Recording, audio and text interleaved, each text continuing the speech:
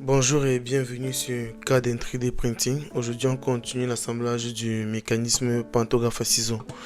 Donc, dans cette vidéo, on va assembler le bâti ici présent avec les roues intermédiaires 3 et 4. Donc là, on va retourner dans l'assemblage qu'on a effectué où on s'est arrêté la dernière fois.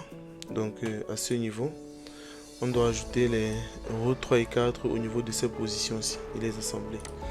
Donc là, je vais aller sur la bibliothèque de conception. Toujours également sur la norme, vu qu'ici c'est la norme ISO pour les deux roues dentées. On est toujours sur la norme ISO. Transmission de puissance, engrenage. Et là, on va prendre, nos roues sont à denture droite. Donc on va prendre les roues à denture droite cylindrique et les importer. Voilà.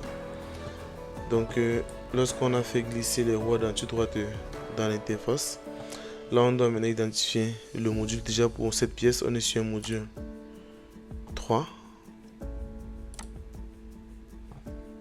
Donc le module c'est 3 et le nombre dedans ici c'est 15 pour la pièce 3.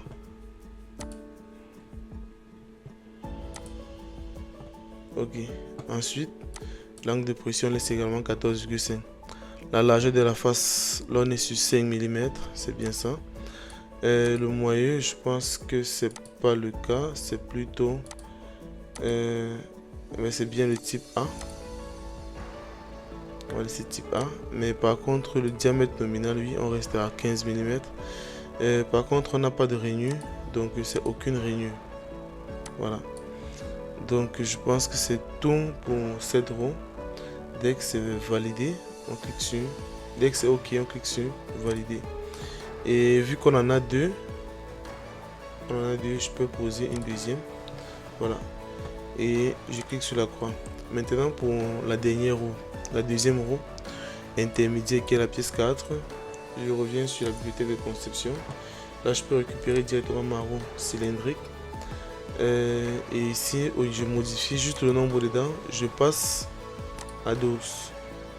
Donc et ensuite au niveau du diamètre intérieur, le diamètre nominal de l'arbre il est de 10 mm. Voilà, la largeur elle reste 5 mm, donc là-bas c'est OK. Dès que c'est OK, je valide. Voilà, je clique sur la croix pour valider.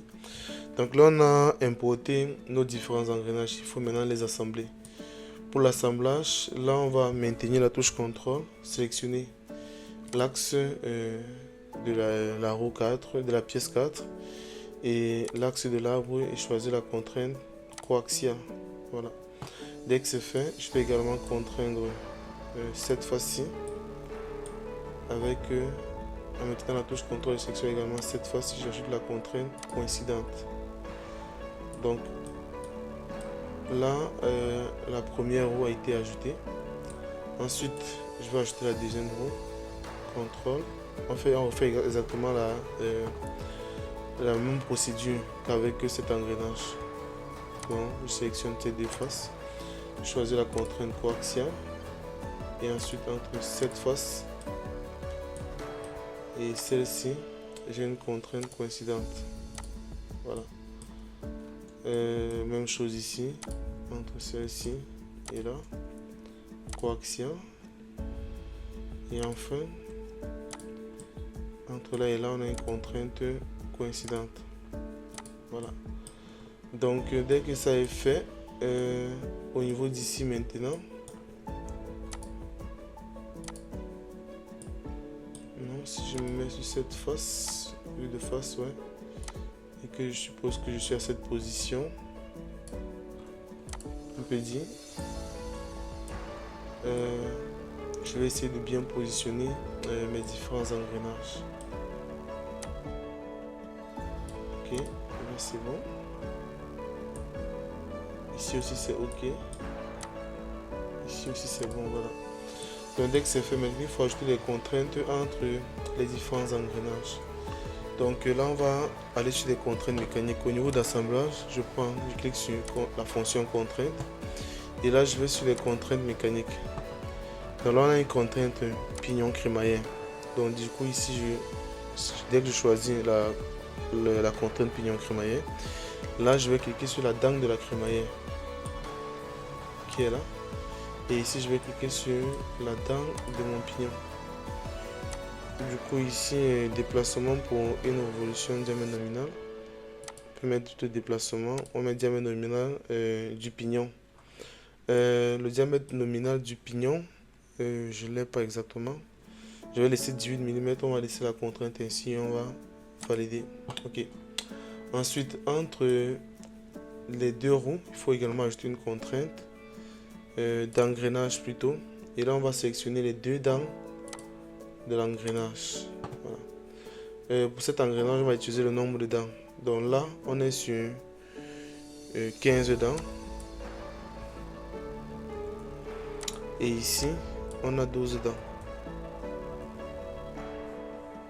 Ok. Donc dès que c'est fait, je valide.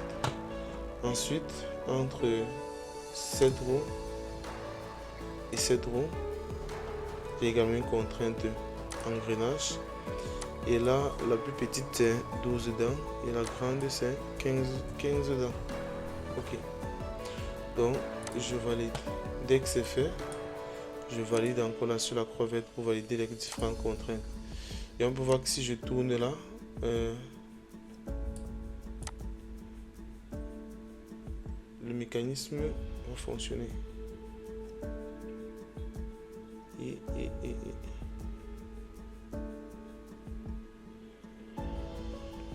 Voilà.